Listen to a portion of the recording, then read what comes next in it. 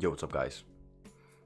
I just got home from my third nationals, I think, which I actually performed quite okay in. I got top 16 with Melffy Spright. Deck was really cool. It wasn't a good pick, and I got made fun of a lot because it kind of felt like the event is you play Kashtira or you don't get anywhere. And I kind of took a risk by playing a less powerful deck that I was convinced if I made top cut, I would win the whole thing. If I play Kashtira in top cut. And yeah, it didn't go as planned. So if you want to see, the list is right here. If you just want to click off the video, bye. If you want to hear the reasoning, you can stay around. I'm going to explain in a bit, but I first want to go over my matchups, which are below me. So it was a 9-round event, 9 rounds of Swiss with 7 rounds of day 1. Last year, I also played Nets. I played the Sword Soul deck, which was really good. But last year, round 1, I lost to losing the Darrell to Ignister and just not seeing hand traps games 1 and 3 and not having an out. So I was very, very happy that I got a no-show round 1. I don't think it's anything to be happy about, but it just felt like good karma, I guess you could call it. But round 1 no-show. Round 2 was Sword Soul. The guy scooped it to Imperms game 1 and game 2. It didn't seem like he really knew what he was doing. He had to read my Sprite Jet, stuff like that. So yeah, that was kind of also like a free matchup. So I got a really quick start to the game, to the day. Then Branded, round 3. Branded is one of the worst matchups, but it also isn't horrible. What I mean by that is if you win the die roll, you most often will win. I think it's like 65-35 in your favor. But if you lose the die roll, you're pretty reliant on opening Ash either game 1 or game 3. Or seeing the trap that I have right here, the Grave of the Super Ancient Organism. Because if you see that, it's basically always Mystic Mine if you can bait out the Brendan in red. But yeah, I felt like Brendan was one of the worst matchups. So once I lost the die roll, he started playing and I opened Ash game 1. He did Brendan Fusion as his first play. I Ashed it, he had no response. He just did random board that doesn't do anything past. Game 2, same thing happened. He went first again, I Ashed and I won. So round 3 I got really lucky against Brendan, because if you don't see Ash, you're fucked. Then round 4, Purely. This was the dumbest thing I've ever done. So I win die roll. I don't know what it's playing, so I'm going first. Whatever, right? He wins going second, since Purely is only good going second. Game 2, he goes first, which I thought was weird, because if you play Purely, you basically always want to go second against like Sprite and Cash and all those kind of decks. But he wanted to go first, so I broke his field with Zeus. And game 3, we came into a big grind game where I just made a really, really bad call, where he had 2 cards in hand, nothing relevant on the field, and did Melffy spell. I did Carrot Negate, and he Tactic, take Gigantic, attack, make Zeus, and I just lost the game from there. So it was very avoidable because I had Carrot and Red, so I could just let the Melffy card, or the Purely card resolve, negate the monster, and go on from there. But it just, I don't know what I was thinking. I got a lot of jokes from Quantal because he was walking by once I did that. So yeah, he's not gonna let me forget that. Round 5 was Goldbright Punk. Same thing as the Branded guy. I had no idea what the deck was supposed to do, but it made top 4 in our event. But at my I impermed him game 1 on like the Punk Fusion. He passed turn, and game 2 I had Troll Nibiru, which are like the 2 best hand traps against the deck. So I felt fairly confident. So at that point we're 4-1. Kashtira next round was against a Belgium guy that I know, and Kashtira is basically the buy for this deck. I don't want to say it's the buy because Kashtira can do like 50 different things, right? Like if they zone lock you for 5, it's not a buy if you don't see hand traps. But they all played into Nib, and if they didn't play into Nib, I had Imperm or Dark Ruler for the Rise Heart. And there were also like a couple of instances where I just nib them, they end on a Fenrir, I can like negate the Fenrir, or bait out the Fenrir, then make 2 Xyz to play around Book of Moon.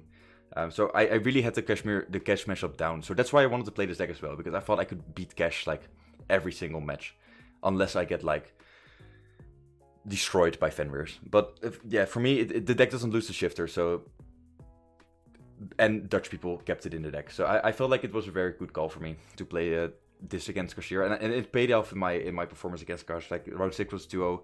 Then round 7 I'm playing a Purely again. It was a friend of mine, Alexandro, the Purely guy on YouTube, I think it's called. He played Purely, obviously. And game 1 he forgot I had Soul Scissors in Grave, which was nice. Game 2 he let me start and he couldn't break my field. So then the day 1 was X1. I was 5th after day 1.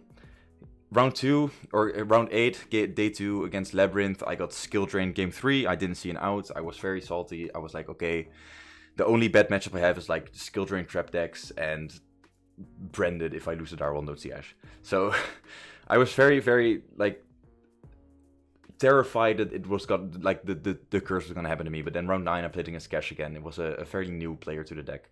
And he shifted me and ashed me, and then still, again, Spright doesn't do anything else under shifter than whatever. So under shifter and ash, I still ended on the full combo, which was fairly nice. So then I made top 16 and Branded. He just destroyed me. I don't really want to talk about it. Like, he went first game 1 and 3. I didn't see any hand traps, and he just put on the field. I couldn't play through a Chimera. But if you want to look at the deck, I think the ratios are fairly standard. I played triple blue, triple jet, 2 red. I played 2 red because of the Kashira deck. Again, my deck is mainly built to beat Kashira, with like a couple of cards that fluctuate in matchups. Like Ash is not that good versus Gush, so versus the Gush matchup I side those out, since I don't want to get tactics. Tactics like kind of just fucking ruins me. Oh, my watch is going off for 40 minutes.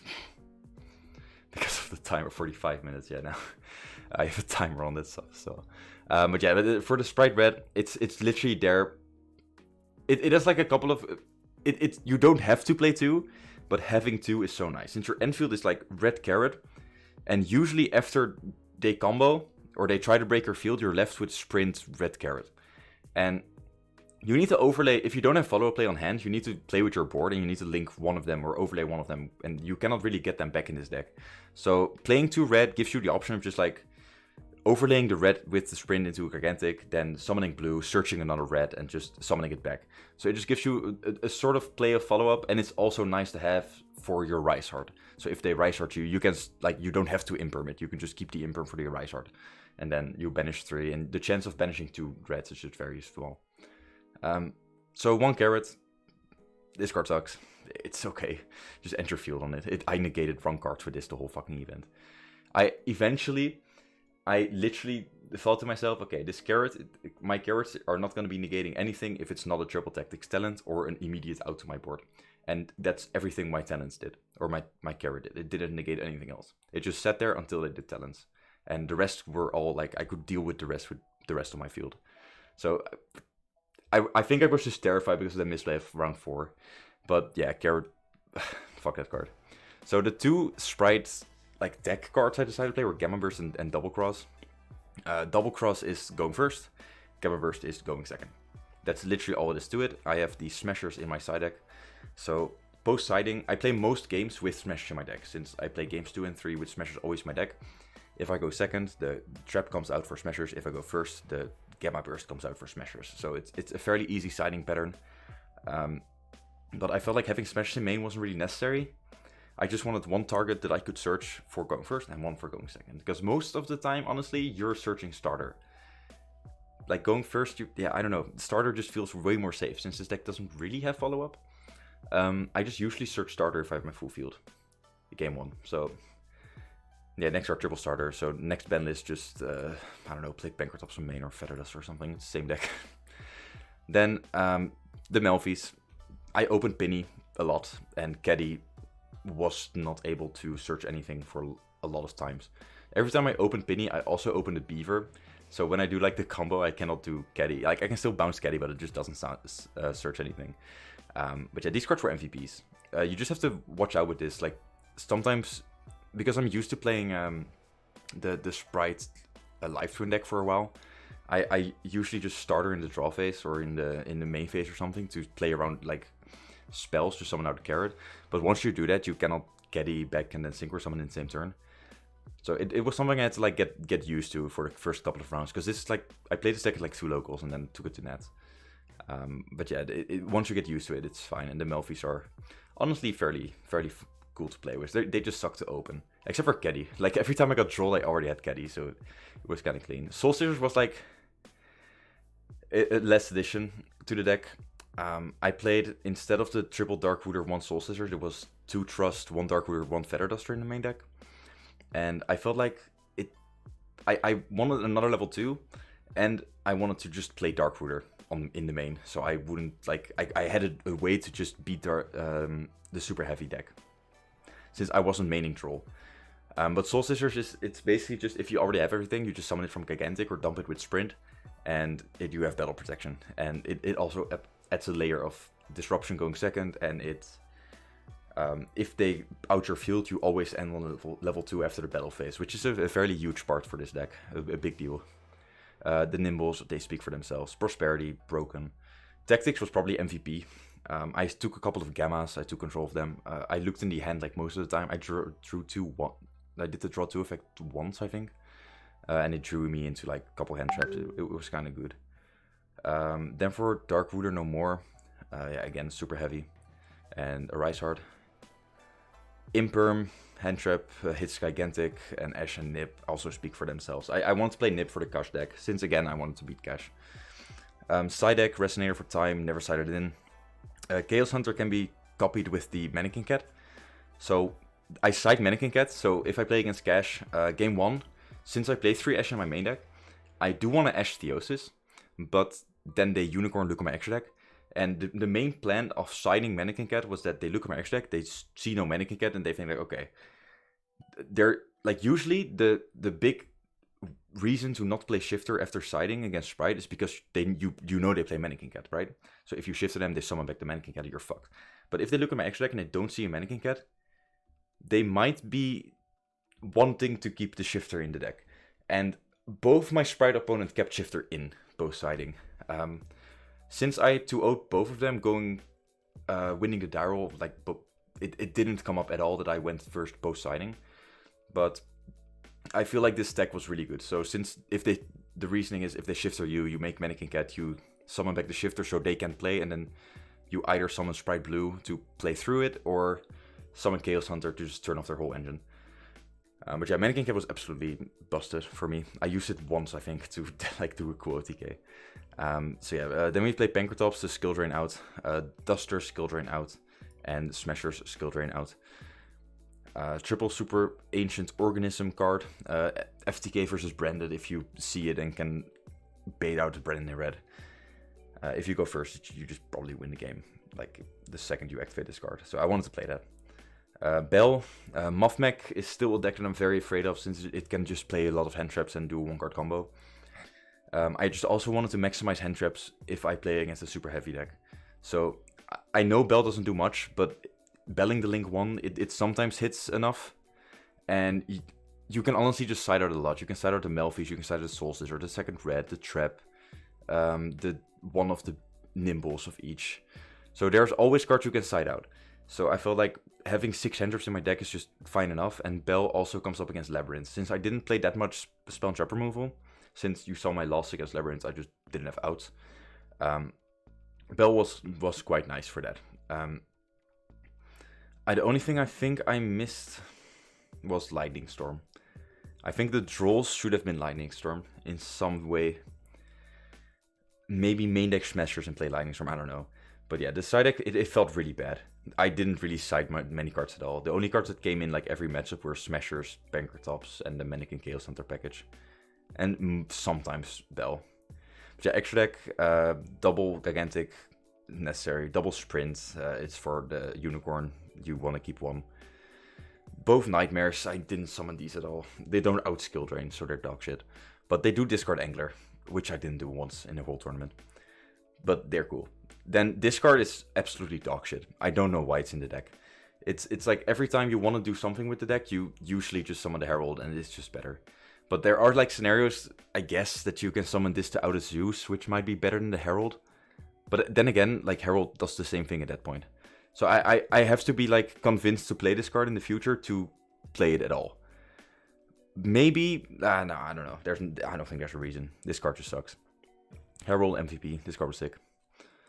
You always just add another negate to your end build. Same for Melffy, this card's fucking busted. Like, again, this deck is such a good Kashira matchup, since if you go first, first of all, you have Menkenget, so you can just insta-lock them if they hand trap. Since if they don't hand trap, you go full combo, and your Melffy of the Forest adds Caddy. So, like, let's say they special Unicorn, you bounce Caddy, add the Penny, Melffy of the Forest, target Unicorn, can't activate its effects, can't attack, so it's just stuck there. So if you then have any carrot or any way to negate a spell, you just insta-win. So if you don't have an Ash or something, or a carrot, you can just instantly use Penny to summon a Herald and just negate the Theosis if they have it, or the Birth to extend. So that's why the matchup is so really good. So yeah, big fan of the Melffy package. Downard, Zeus, double Zeus for the, again, Kashira. Downard, I never summoned this. Every time I could go for Zeus, there was a better line. Like, this Mosquito play, like, there's every time you want a Zeus, Mosquito is just OTK. So, I don't know. I OTK with Mosquito like 20 times. Not 20, I think 4, if I'm being, like, actual truthful. But yeah, Zeus, I think I Zeused once. I think I went into it once, and it was against Cash. When I made the Zeus, clear this field, and then went, like, starter full combo. So that felt really cool to do. So yeah, Mosquito, this card is absolutely bonkers. I hadn't read it at all before Nets. I had to read it at round 2, the Sword Soul guy. I OTK'd him once with it. Like, I looked at my field and was like, okay, I cannot kill him here, and I don't want to lose to, like, random top deck Tenji, normal summon Taya. Since that deck can just randomly kill you, you know? So I was just reading this card and I was like, oh, wait, this is just OTK. Since he had, like, a Moye, I think, and I had, like, enough bodies on the field. I think I had Disney Extra Monstone, then, like, Beaver, Red, Blue, Jet. And it was just like, okay, yeah, GG. We go from here. Animimaru, outsnip tokens if you cannot go for the OTK since you Prosperity or something, or Dark Ruler. It also outed a couple of Lupellians, like the big cards that you cannot really get through. And the main card that I never summoned but was necessary was Gatchark. Since if Purely lays down the Noir, you need to be able to beat over it. And it was between this and the Underworld Goddess card, but this just felt more reliable since it was rank 2. So you just make the Gigantic with Sprint under it. Against Purely, you also don't side out Gamma Burst, so if you make that, you can Gamma Burst it, it becomes 46, then Gatcharks makes it 92, if I'm correct, which basically always beats the Purely Noir. So yeah, I'm very happy with the list. Again, I would side deck Lightning Storm. Main deck, I don't think I would change a thing. I think this list was very, very strong, and I'm not sure for next format. I think it's gonna be good. But I think Runic will be better, the Runic Life Twin Sprite deck, or maybe just Runic Sprite without the Life Twins. But we'll have to see what the future holds and what people are going to be preparing for. Since if a lot of people are going to like main deck Ash, or a lot of people are going to play Labyrinth, since that deck didn't really get hit. Maybe a lot of people are going to play like Ash and Bell and cards like that, and you also just like insta-lucid those. So I'm not sure what the future holds. I will have to be testing a lot in the future, but I'm very happy with the result. Didn't pull anything from my box, sold the sleeves instantly, and I'm using the mat as a fucking mouse mat at this point. So yeah, thank you guys for watching. Make sure to subscribe. There's also going to be a video up on Crippled yugioh is his name. Yeah, he recorded my deck file, and he will have the like 1 minute after losing reaction. So yeah, thank you guys for watching. Hope you enjoyed. Make sure to subscribe and follow me on Twitter and everywhere. But yeah, peace.